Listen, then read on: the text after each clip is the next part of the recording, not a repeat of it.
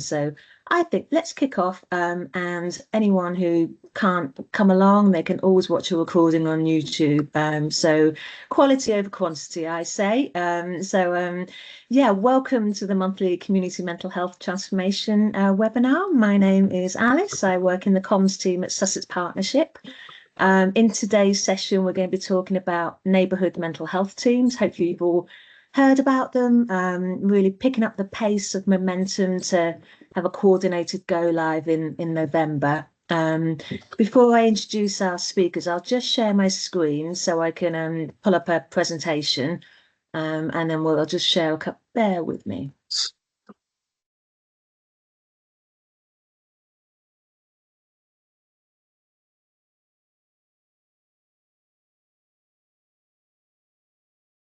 Okay, hopefully you can all see the screen. Give me a nod, someone. Give me a nod. Yeah, brilliant, brilliant. Okay. So yeah, before we kick off, just some kind of housekeeping, so we can all some Teams tips, so we can all get the most out of the session. So the webinar's being recorded today. So if you prefer to keep to anonymize your name or don't want to be, yeah, just turn your camera off. That's absolutely fine. To turn on live captions, click the three dots that say more in the toolbar of your screen and go to language and speech and select turn on live captions. There'll be definitely time for questions and answers. So you can either submit questions in the chat or raise your virtual hand. So I want everyone to get involved. It's a conversation, not just people presenting.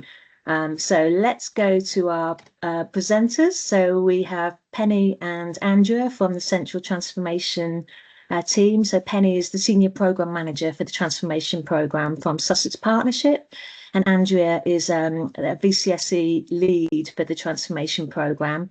We've got the lovely Tasha Bearfield, Engagement and Co-Production Lead from Possibility People. Thanks so much for coming along. And the lovely Nick Hopkins as well, who's got the longest job title, Associate Director of Information Governance and Data Protection Officer at Sussex Partnership, and Alex also, who's our Eastbourne Neighbourhood Mental Health Service Manager from Sussex Partnership. So thank you so much for agreeing to kind of present and come along today. So I will hand over to Penny and Andrea to just give a central update on developments of neighbourhood mental health teams across Sussex. So over to you guys. Thanks very much, Alice. So good morning, everyone. As I said, I'm Penny Fenton, the Senior Programme Lead employed by Sussex Partnership, but working across the whole system. So just a very brief update from us, because we've got such interesting topics to cover and we don't want to take up too much time. So just to remind people, all 15 neighbourhood mental health teams are continuing to work at pace, really trying to embed that integrated type of working that we've been working towards to ensure we've got a successful coordinated go live on the 10th of November, recognising it won't be perfect on the 10th of November. We're aware that there are different levels of offals across the different NMHTs that we're working through and trying to mitigate against, but actually to move to a position to actually start to function and build that culture of those NMHTs, it feels a really important turning point. So those strong local partnerships are continuing to develop. Teams are starting to meet together or continuing to meet together to make new connections and to really start to work towards better accessibility and improved outcomes for people. As I've said before, the NMHTs are at varying stages of development. As we know, West Sussex has had a longer standing set of arrangements around system-based working, so understandably that has been able to advance a bit more quickly, and the other two areas are picking up pace and really following in those footsteps, and we're sharing learning across all of the footprints. Have another next slide, please, Alice. So ahead of that kind of formal, what we're calling go live, and that is really to remind people, because we'll start to, on our electronic patient record system, have the right staff and the right people that use services in the right place. So we're able to ensure there's a very clear set of transfer over of information from one systems to another where that's required to reflect the new neighbourhood mental health team footprints. And that's really essential for us to make sure the transition over is safe. At the same time, we're of course finalising the final service specification, which really will provide all the detail about what we want to do. We continue to work on the replacement to the care programme approach and the role of key worker. That's been delayed slightly because the national team have delayed finalising their guidance till autumn, but we'll talk about that a bit more at another time. We are currently working hard on the full standard operating process, again for November, recognising it'll almost be a live document as other things evolve and emerge and we continue to develop. The shared leadership and meeting structures continue, and there's been a lot of progress, particularly in East and Brighton and Hove, with recruitment into senior posts to be able to support the development of those structures, and the referral routes and processes are continuing to be worked on through EPR and other working groups. The new EPR system, we still plan to launch to reflect the neighbourhood mental health team structures as reported. And then just that note at the bottom to say, we've had some really good feedback around being very clear that it won't be perfect at the beginning. It's the start of us being able to build on all of the activity we have to hold on to that end state ambition of working very collaboratively across the whole pathway across all of Sussex. Andrea, have you got anything further you want to add? Oh, thank you, Penny. I think, Alice, did you want me to give an update around the VCSE Mental Health Network event at this stage or sort of later on in the webinar? I think now will be brilliant, Andrea. So for everyone, obviously neighbourhood mental health teams is a real partnership effort. Andrea is a representative of the voluntary sector, and fantastic work has been going on to ensure kind of our voluntary sector partners are really embedded in the mobilisation of neighbourhood mental health teams. So yeah, Andrea, that'd be fantastic. Thank you. Oh, brilliant. Thank you, Alice. So yeah, as Alice mentioned, I'm the voluntary sector rep within the transformation programme, and as part of the transformation we also have the VCSE, so Voluntary Community and Social Enterprise Mental Health Network, and this was a network that was formed to make sure that voluntary sector organisation can be involved and kept up to date around the transformation of mental health services. So we have a network, we bring together voluntary organisations regularly to keep them up to date, and we also hold events. So we had our summer event last week at the Towner in Eastbourne, and that was an opportunity to kind of bring together the voluntary organisations particularly around the topic of loneliness and creative health, and looking at kind of what voluntary sector organisations are providing within the kind of creative sphere at the moment, and how we kind of tackle loneliness together. It's a really great event. So we had over sort of 70 attendees that came together. We included VCSE organisations, we had lived experience representation, and we had individuals from our statutory services as well. And the event opened with a performance from the Printers Playhouse Choir, which was really great, really energising to hear from the choir. And we had poetry from members that go to the Compass Art organisation, which is an art group in East Sussex. And we also had a panel where we looked at kind of loneliness and creative health solutions as well. We had a really great discussion about loneliness and what we can kind of do together. And then we kind of concluded the event by sort of thinking to the future and looking particularly around the neighbourhood mental health team model and the role for the voluntary organisations within that, and particularly thinking about their kind of place within the Aligned service and the wider partnerships as well. So we had Amanda Walderman from West Sussex Commissioner, who asked a series of questions about Aligned services and the wider network and what voluntary organisations want from it and how it could kind of function and work. And we had some really great suggestions that we've taken back, and they'll now kind of help to inform as we look at the Aligned service offer within the kind of places across Sussex and also the neighbourhoods as well. So really good suggestions, and yeah, we'll be kind of coming back out at a kind of neighbourhood level as well as we start to form those Aligned services and those wider networks as well. So we've got a real kind of varied and widespread kind of neighbourhood offer for people around mental health. So really great session, and we'll share with you the kind of feedback that we had and keep you up to date on those kind of Aligned services sessions as well. So if you want to come along to those, make sure that you have those details and can attend as well. So thank you. Thank you. That's great. Sounded like a brilliant event, and I'll pop in the chat links to the if you want to sign up to the voluntary sector kind of mental health transformation newsletter, as well as the wider transformation newsletter, which kind of keeps you up to date with activities and ways to get involved. And so yeah, we'll share those links. So I will move on to next slide. So our next presenter is Tasha Bearfield, who's engagement and co-production lead at Possibility People. And when we talk about neighbourhood mental health teams being a real partnership with NHS and VCSE sector, lived experience involvement is another really crucial part of that. So Tasha, I'm going to hand over to you. I'll be your kind of slide glamorous assistant, or not so glamorous. Just tell me when you want me to move on. Thanks, Alice. And yeah, thank you very much for that introduction. And I will just say you're getting sort of like over a year's worth of work that we've done, because it's been a while since we've been presenting in a webinar here for the NMHT development. So bear with me while I give you a bit of context about how we got here.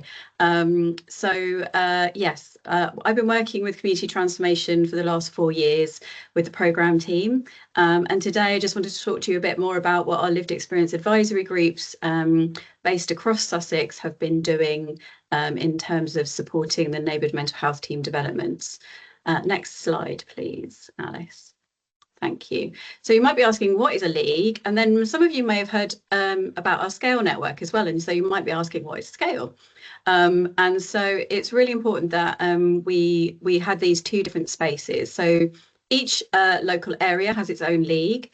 It meets online once a month and has been commissioned by NHS Sussex in Brighton and Hove, East Sussex and West Sussex. In West Sussex, it's supported by Capital, which is an amazing co-production charity that's been working and embedded in West Sussex for many decades. And in Brighton and East Sussex, it's supported by Possibility People, myself and some facilitators. And we're a pan-disability charity that works across Sussex. And it's really about giving people with lived and living experience a space to talk about what is going on in terms of mental health services and support they need, where the gaps are, and giving some feedback around resources and materials that are created by commissioners and staff working across the programme. We've also been really embedding carers into our spaces as well. We recognise that's a different type of experience. Some carers have their own lived experience and some don't. But their experience is no less important than people with the living experience of mental health.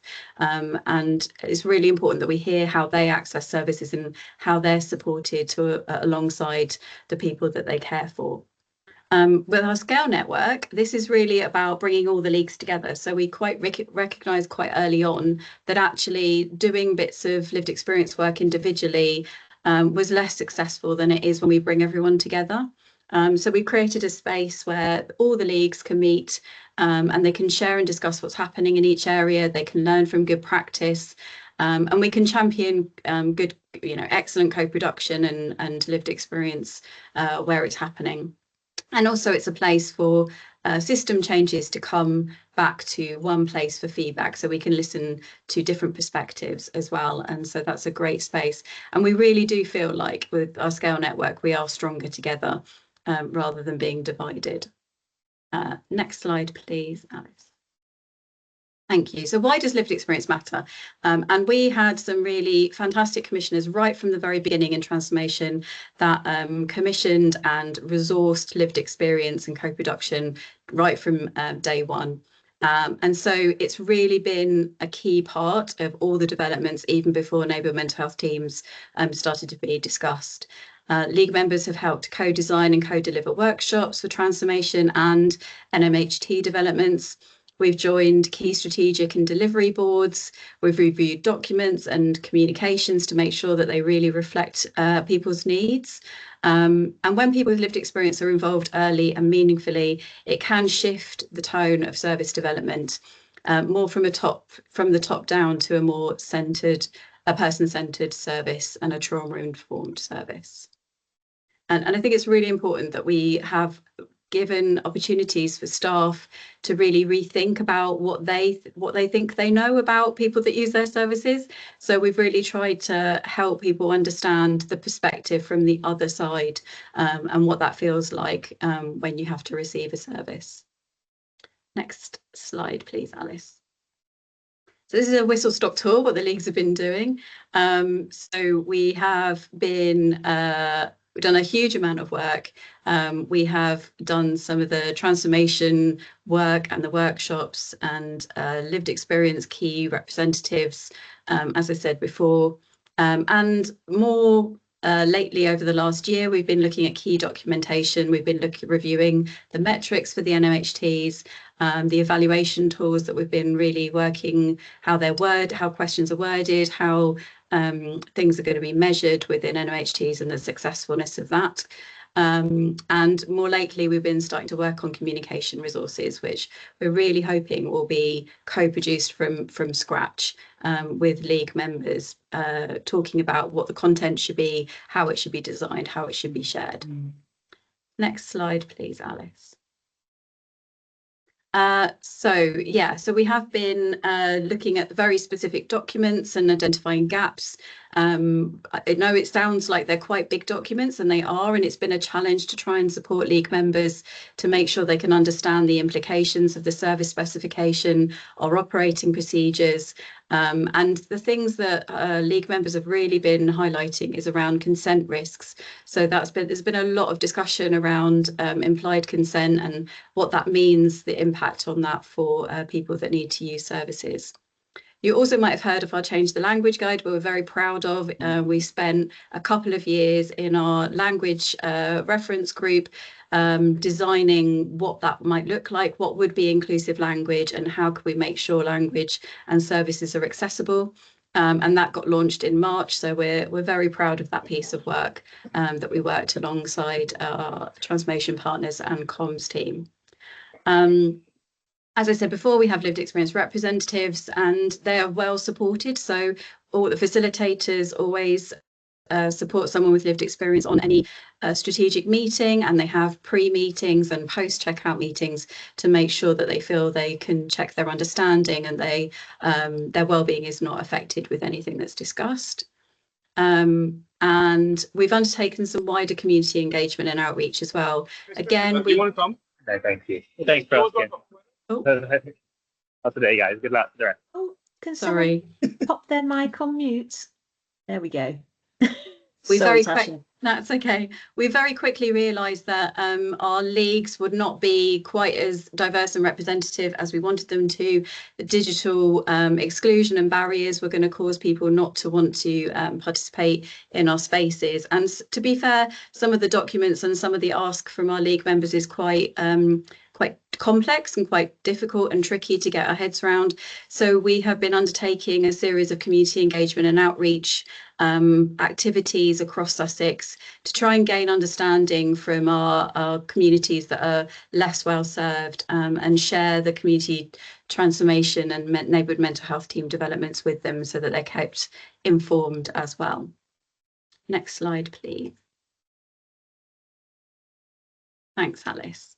So co-production in action means about being more than consulted. It means about sharing the power with league members, and particularly around shaping how decisions are made, co-creating resources, supporting the embedding of lived experience roles is really, really important to us.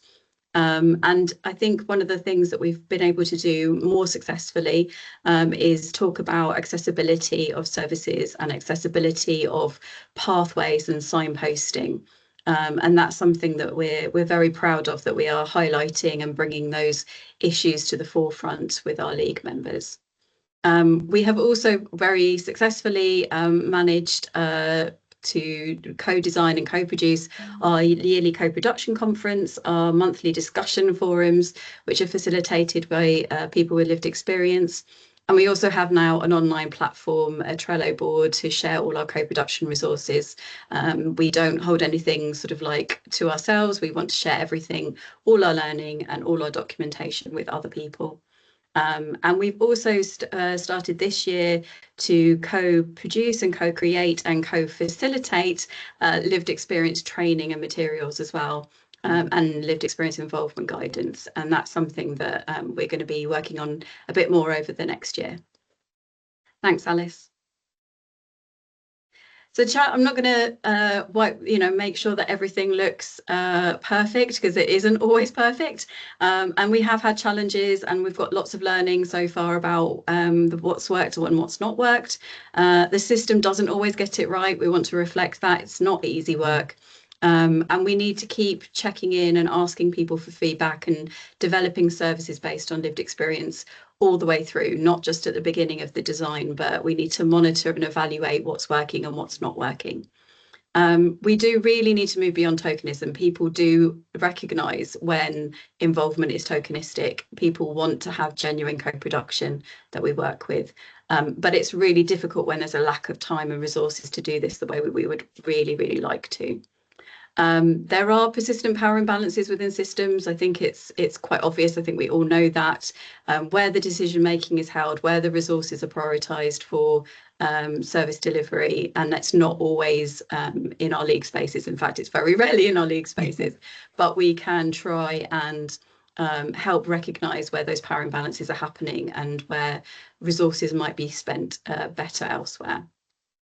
We do recognise there are gaps in representation across communities, and we're working really hard on that. And we just ask all our sort of VCSE colleagues to help join to give that voice to those communities that we hear a lot less often around service delivery.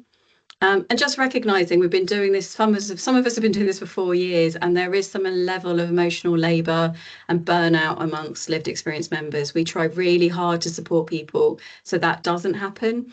But when things don't change quite the way they would like them to, sometimes that causes some disillusionment, and people get a bit frustrated around what's not happening, because it takes a lot longer to transform a service than we thought when we started. Next slide, please, Alice. So looking ahead, this is what our plans are really generically across all our leagues. We want to make sure that we secure long-term investment for co-production.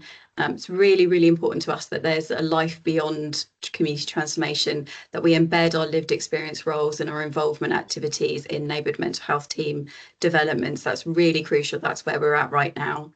We want to increase our league diversity and our inclusion. We're going to review how leagues can include other lived experience voices in different spaces across Sussex as well, and not just in online meetings. And we want to continue sharing the impact of what we've learned across Sussex, currently looking at how we can review the patient journey and the impact of what NMHTs are doing going forward. And we really want to work together to develop the services across the system. Thanks, Alice. I think that's it. Thank you so much, Tasha. That was a whistle-stop tour through all the hard work that's been going on over the past 4 years. Yeah, it's amazing. The League and the Scale do really valuable work, and I know I'm really looking forward to kind of working with you over the coming months as we work towards that kind of go live in November. So thank you. There will be time to kind of ask questions, share feedback with Tasha at the end of the session, but something Tasha kind of mentioned in her presentation was around record sharing and consent, and this has come up quite a few times in these webinars over the past well, certainly the past few months that I've been hosting them. So really pleased to kind of have Nick Hopkins join us to talk about this. So Nick, I'm going to hand over to you. Thanks, Alice. I'll ask you to cue the slides for me as well, of course. Fabulous, yeah. Thanks for inviting me. As my long job title says, I'm responsible for information governance and data protection matters at Sussex Partnership. Part of that is to look at the consent model that we've used in the past and what we plan to use with the new System 1 EPR. So there's a broad overview here. I'll talk a little more about the structure of System 1 in terms of organisations, units, and so on. The key takeaway is that there is a mechanism within it for us to reflect sharing and consent, and I'll cover off the principles and the practicalities of that. Next slide, please.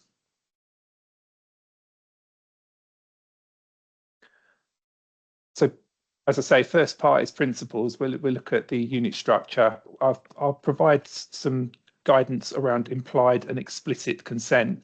There's also a third one, informed consent, that some of you will be familiar with. This also hopefully provides some assurance for organisations. One of the concerns that we've come across is people are worried that if they share patient information with another organisation, then if that other organisation then misuses it, then the first organisation may be blamed for that. So this covers off how it works in practice and how we provide suitable assurance, and also how this whole philosophy supports transparency and patient understanding as well. And finally there's a section on how we manage and capture any dissent. So that's where people aren't keen to share their information. So next slide, please. So there's an analogy that's being used by the EPR team, which is that our System 1 implementation is basically a house, and within it there are units, which are rooms within that house. So all of us will be in the same house, and some of us will share rooms as well. The idea is that the rooms can be decorated, for want of a better analogy, to suit the specifics for that particular group of organisations or services that are within a unit. And it facilitates easy sharing when somebody gets referred for a different service. The underpinning philosophy is that there's a single shared patient record, so there's a single source of the truth that's contributed by all. Next slide, please. This is an example unit, so it's a neighbourhood mental health team unit. You can see there we have various core teams from a variety of organisations that are all within this unit, and anyone who is being provided care by those within these organisations, there'll be easy access to all those within this unit to the record and a single consolidated view. Next slide, please. So implied consent in healthcare. I speak with a data protection hat on. There is in data protection terms, which relates to the sharing of information, the notion of explicit consent is a difficult one within healthcare, because explicit consent, where somebody agrees to sharing of their information, has to be freely given. And if there's a carrot of a treatment or care at the end of it, that's not explicitly given. So we have to, for direct healthcare, we use implied consent. And if it's not for direct healthcare, that's when we would look to get explicit consent. As it says here, generally, it's implied consent works for sharing for direct patient care. We capture the consent for the treatment or the referral, and the patient is advised that involves the sharing of their data. We've got some example potential scripts at the end of this presentation as well. If it's something that's going to be beyond that, so participation in some kind of trial or other matters, then that's where we need to actually ask them if it's okay to share their information for that. All of this is supported by the Information Commissioner's Office, and one way of looking at it is implied consent is inferred where somebody commits to something such as a referral. It's a reasonable person would imply from that their information would need to be shared.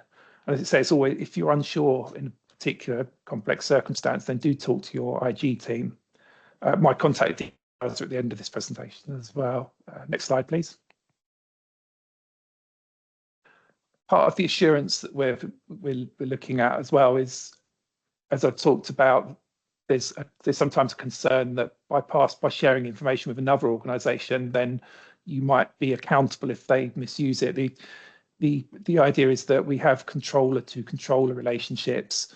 So if one organisation shares information with another, then the second receiving organisation will be the accountable one for the use of that data. It's provided on the basis that it's used for direct healthcare. If they misuse it or there's any kind of breach, then that is their accountability. And we look to document that using impact assessments. So those are internal to organisations. We perform them when we have regular sharing or we introduce new systems. They're not required to be signed externally, but we do often share them with others to show that we've done due diligence. And data processing sharing agreements, these come in many flavours, information sharing agreements, and as some of you might remember, purpose-specific data sharing agreements. It's essentially a data processing sharing agreement is just a more robust version of a sharing agreement. It's been universally agreed at national level by different organisations, including the ICO and panels of solicitors and so on. So it's a templated document which should be hopefully acceptable to most that are required to sign it. We've also taken into account the Data Use and Access Act 2025, which is newly had royal assent. It will take a year or two for that to kick in like GDPR did, but it is applicable from now technically. So we have revised our documents to include that. We will need to circulate documents to some parties to sign, but we'll use information sharing gateway for those of you that are on it, or there'll be a manual process otherwise. And a further assurance, which is a key one, is that users are always accountable via audit logs. If somebody looks at the wrong thing, that there's going to be a record that they've looked at it. So part of the new process will be that we have proactive monitoring of this as well. So we're looking for exceptions, such as people who are looking at lots of quantities of patients, those kind of things. So we'll be much more proactive about this. Next slide, please. What's key to this is whilst implied consent exists, we do need to be transparent about it and inform people. One of the key mechanisms alongside the conversation face-to-face with a patient or service user is the privacy notice, which each organisation has to have on their website. We can support development of those for other organisations. We're revising our one to explain what we do, why we capture information, what we use it for, and what people's rights are as well. So if a health professional can always say to people, please do refer to the website, or this will translate down into leaflets as well, leaflets and posters and so on. It's important to note that the system default will be implied consent. So unless somebody's indicated otherwise, then the consent record on the system will say implied. There are other options, and we've got some screenshots of those so that people can see. There's conversation that has to be had between the health professional and with the patient service user. Essentially, this is about having the conversation around the referral or the treatment or the care pathway that's being offered to them.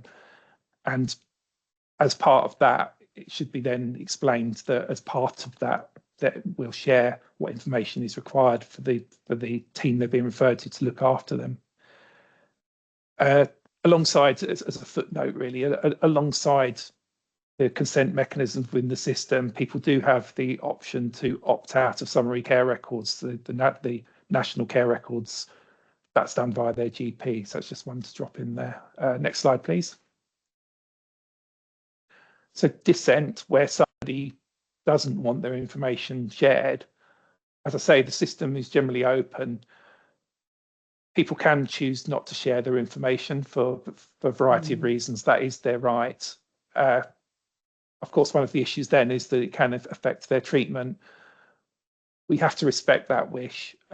In some cases, it might be overridden, but in most cases, if somebody expresses that, then we have to respect it. So the key to this is to explain the risks behind it. So it'll be that we can't offer them that particular treatment. It could affect their care and so on. And obviously, as people know, in emergencies, we shouldn't look too much towards existing process. If it's an emergency, then we should share, and the system allows for that. All dissent should be documented in the record as well, and I'll show you some screenshots in that shortly. Next slide, please.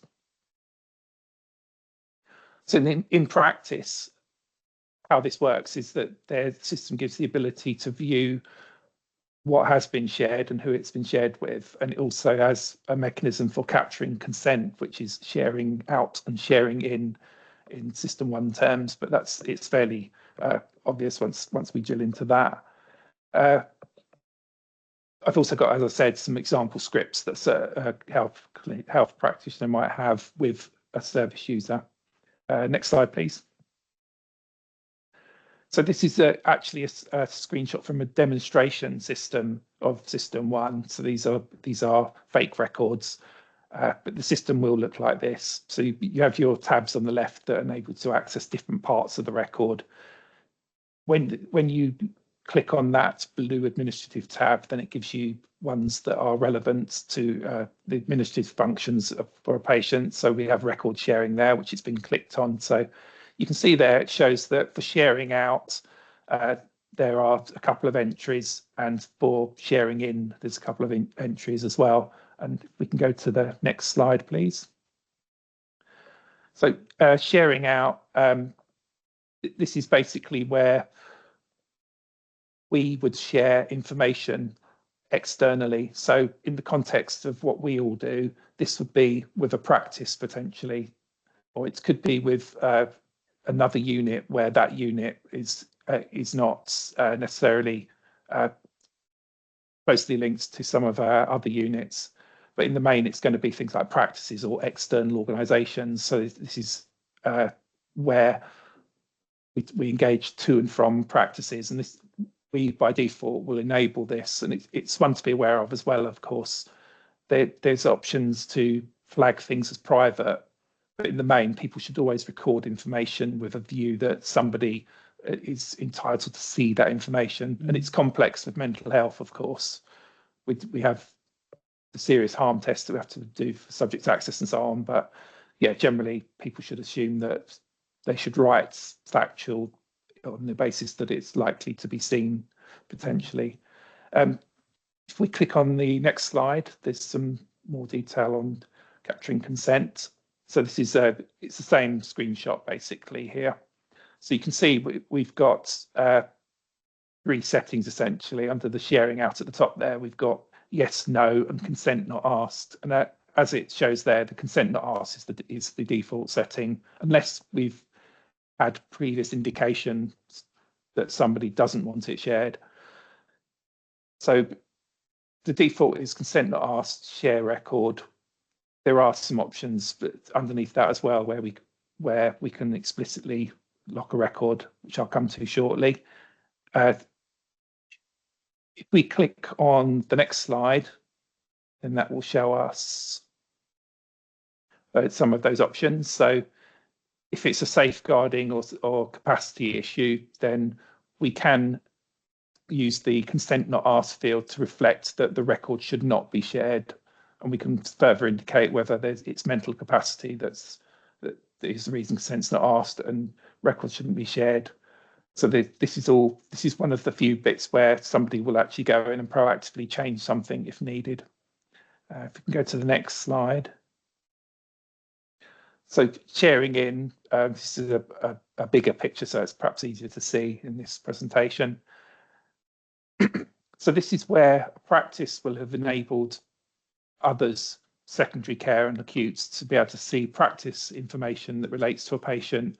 And this is a checkpoint where we can say to the patient, if they've been referred to us, your practice has provided us with information to support our care with you. And at this point, it's a further checkpoint in the interest of transparency where they may say, I'm not happy with that. It's unlikely, but it can be reflected in here. If the practice has enabled that sharing, then the default will be that we can see it, of course. So if we go to the next section, next page, there's an audit trail for all of this. So this is the screenshot that we've seen previously, where we've got 2 entries for sharing out and 2 for sharing in. So the sharing out section at the top there is basically us potentially sharing with other organisations. The sharing in is where other organisations have shared information with us. And for many of you on the call, because you're in the house, the organisation structure, then some of this you'll have access to it and it'll be relevant. And if somebody expresses that they don't want to share, then you'll have the ability to tick it, but it won't be necessarily relevant for every referral that you might do. If we go to the next slide. And this is a detailed view of the audit trail behind sharing out and sharing in. So you can see that in this example record, there's a number of interactions there. And you can see for each interaction how consent has been captured. And first few rows on the top part of the screen there, for example, it's got proactive consent given. And we know that there are some areas where that is a requirement. So, for example, in perinatal, they have a requirement to capture explicit consent for sharing. So it reflects the yes there for the sharing for this particular event. But you'll see that the majority of them are not asked, record shared, because we rely on implied. And as stated before, the takeaway for that is basically, excuse me, that we should be transparent to individuals about the facts that as part of their care pathway, we do need to share information and the consequences if they decide that that's not something they want to occur. And if we go to the next slide. So what this might look like in practice is when referring to somebody, there might be a simple narrative like this that's followed, and it explains to people that they've agreed to the referral, we're sharing information, we're only sharing what's necessary, and have you got any concerns that we can talk through? And most people, because they've agreed to the referral, they'll accept that it's necessary for us to share, so they will just accept. And if we go to the next slide, so if somebody at that point might say, no, absolutely not, I don't want my information shared, in which case we explain, our role is to explain to them that that could impact their treatment. I mean, clearly, if there are if the record can't be shared, it makes it very difficult for the receiving referral party to be able to look after that patient and to contribute back to the record. So it's important that when somebody does express dissent, that we try to identify what the reason behind that is and any concerns they might have. If we go to the next slide. I'm conscious that was a whistle-stop tour and probably leaves many questions unanswered as well. I have got my contact details down there. So the information governance one is my team, who also look after records management, freedom of information, subject access and so on. And the bottom one is my address as well. Penny. Thank you so much, Nick. This does come up as we've talked about a lot really frequently. I wonder if it's just worth confirming with people about the unit. So within that unit, we do have multiple organisations, and within that unit, we're talking about implied consent. Only when we're moving outside of that unit that it moves to a different type of consent. So even though in that unit isn't just one organisation, it's SPFT and the associated voluntary sector organisations that make up that 14. Yes, generally anything that occurs within a unit it's accepted that you're in the same room of the house effectively, so which makes for efficient and effective referrals and sharing. As we step outside the unit structure, that's when generally that might be referrals to other groups and organisations outside of the unit. That's when we might start to need to consider consent and to look at what's recorded on the record. It's not a given that every single unit will have to have a consent engagement between it. Many of the units will be linked together, and the best way to view it is that if we are all part of the same house / family, so in most cases we are like, if you put information on the record, then it is accessible by other organisations. As I say, the regarding accountability, we will have an audit log of who has looked at what and who has changed anything as well. So that's a key assurance to people. It's people will only be looking at their record if it's required for their care. Thank you. I just wanted to make it really clear because of there are several organisations in one unit structure, and I know that's come up quite often. Thanks, Nick. Thanks so much, Nick. Michael, I can see you've got your hand up. Would you mind if we just finish the rest of the presentation and bring in our next speaker? And then we can have then we'll have plenty of time for questions and answers at the end. I hope that's okay, Michael. Thank you so much, Nick. Again, great presentation, lots of information covered. I'll just move on to the next slide. Slight change of topic. So just as Penny and Andrea kind of said at the beginning of this this webinar, there's loads of great work happening across Sussex in the 15 neighbourhood mental health teams. As we kind of work towards that go live in November and beyond. So at each webinar, we wanted to celebrate and kind of learn from that kind of local activity. So we've got Alex, who is our Eastbourne Neighbourhood Mental Health Team Service Manager, to share some of the experience and what's going on at the ground in Eastbourne. So Alex, are you there? Yes, I am. Hello. Hello, everyone. Hello. I hope everybody can hear me okay. And I can see that some people within the webinar I know and I'm familiar with, but there are lots of people that may not have that insight into East Sussex and haven't met me specifically. So I'm going to just introduce myself and go around the basics within East Sussex with some specific in relation to Eastbourne, if that's okay. Thank you. So thank you. So I'm Alex Bogdanovic. I'm Eastbourne Service Manager, and I think my updates will be in relation to the whole of East Sussex, just to give you that wider picture. So within East Sussex, we have 5 neighbourhood areas. So there are 5 neighbourhood teams. They are Lewes, Wilden, Eastbourne, Rother, and Hastings.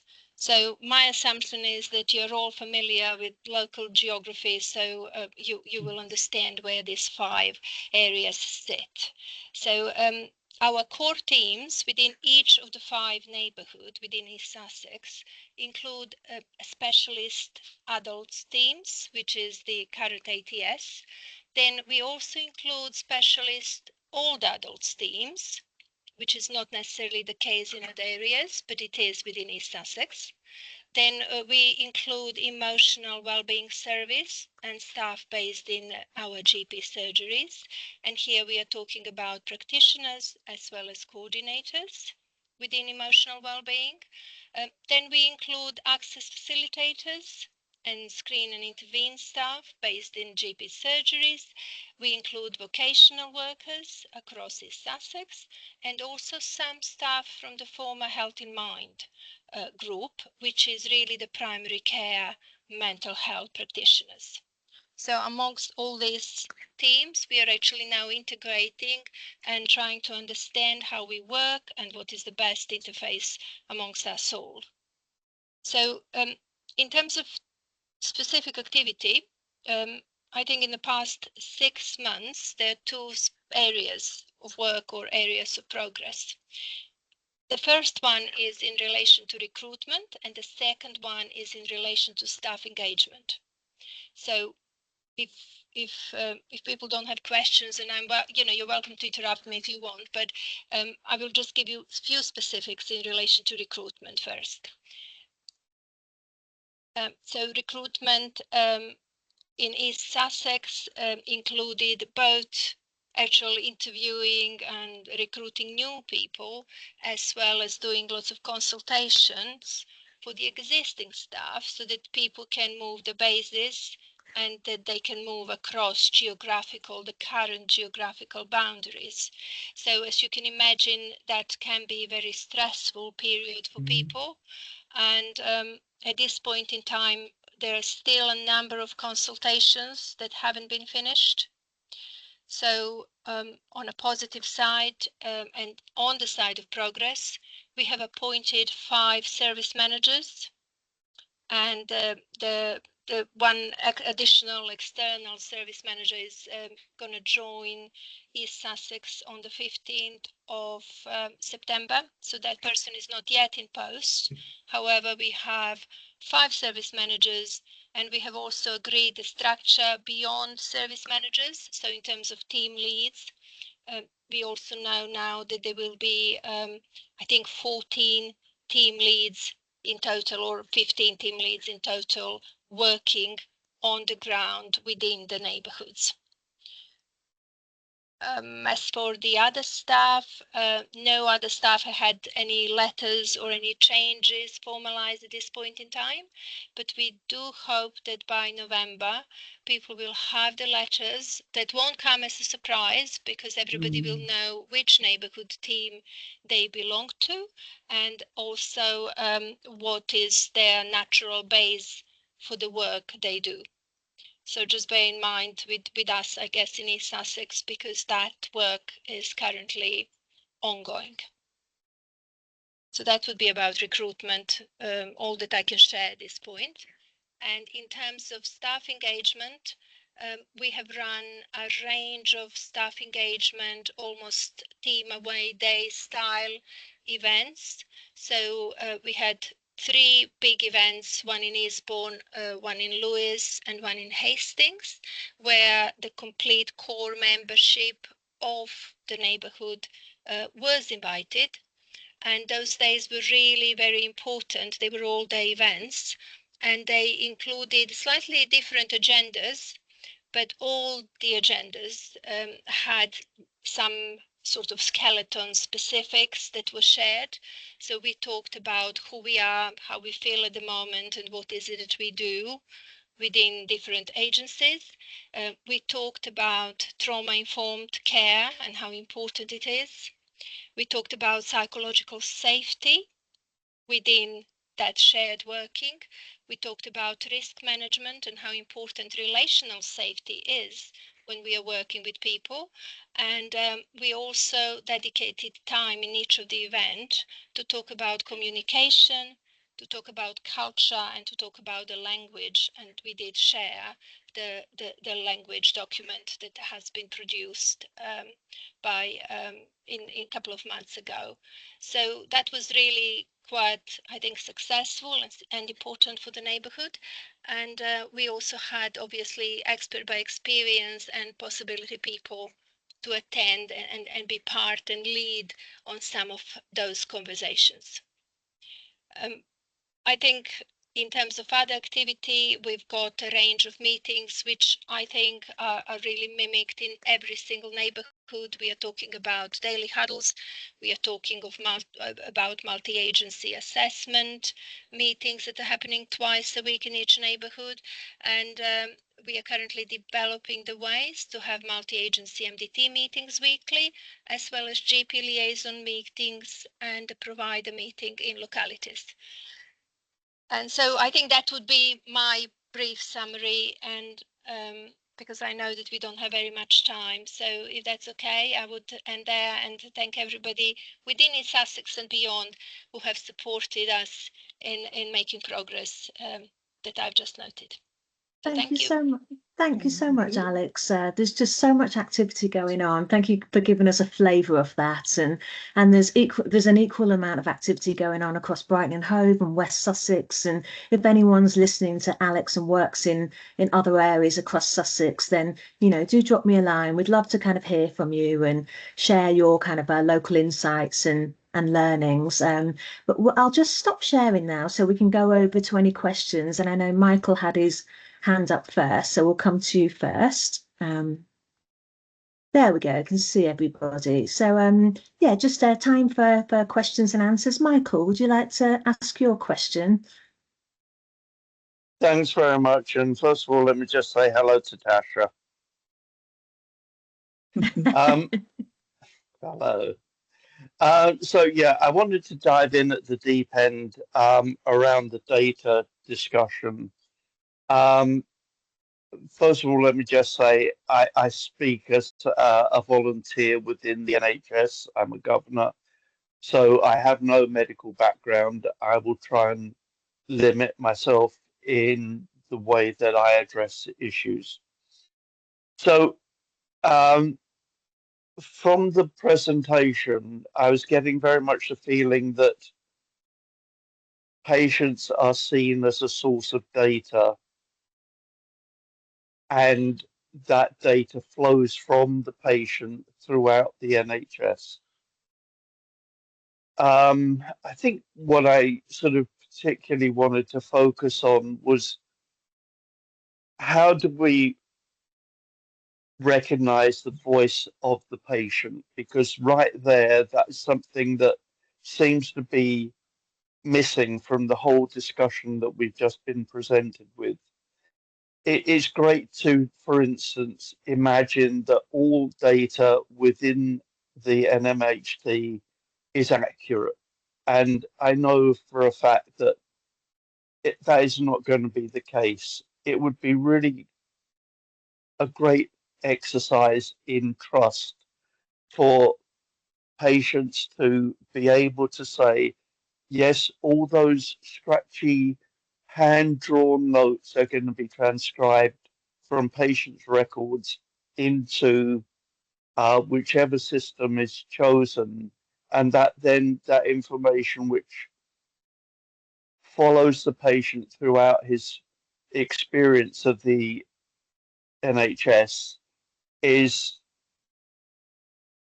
accurate. And having a voice in the NHS that says, hold on a second, that wasn't what happened. How do we get that to be listened to? Because quite honestly, I know from experience that that is far from likely to be the case. Thanks, Michael. I can see Nick's got his hand up. Nick, did you want to come in and respond? Oh, yes, please. Firstly, thank you so much for raising that, Michael. There's not within the presentation, but worthy of mentioning is the system should improve people's access to their own information. So many patients of GP practices, for example, are already using patient apps, which let them see almost real time the information that their practice holds. Our integration with practices will also feed those patient apps as well. And it's worth mentioning that people will be communicated about their rights in terms of access to their records directly via subject access as well. And as part of that process, once people, if people are able to access their records, they can then, of course, check the authenticity of the entries. And in some cases, it might be that it can't be changed because treatment or care has been provided based on what was reflected. So I liken it to a policeman's notebook where they write things down and then they have to turn the page and keep writing.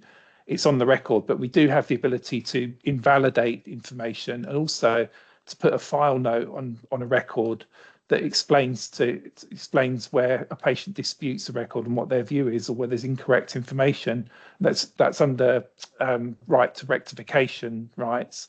So all of this will be provided for within the guidance that we issue in terms of things like the privacy notice as well, and the guidance to our health professionals.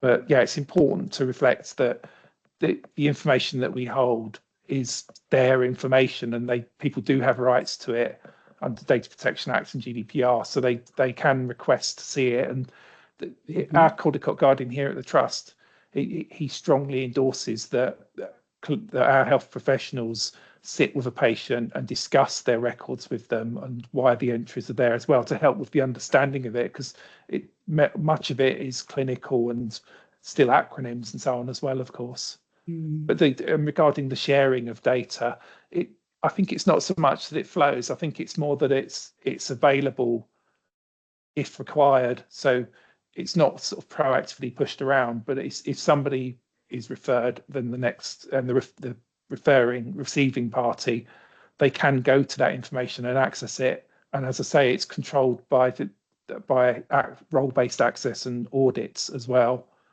So it's not so much that we're sort of moving it around the NHS, it's more that it's available to those that need it at the point in time it's needed.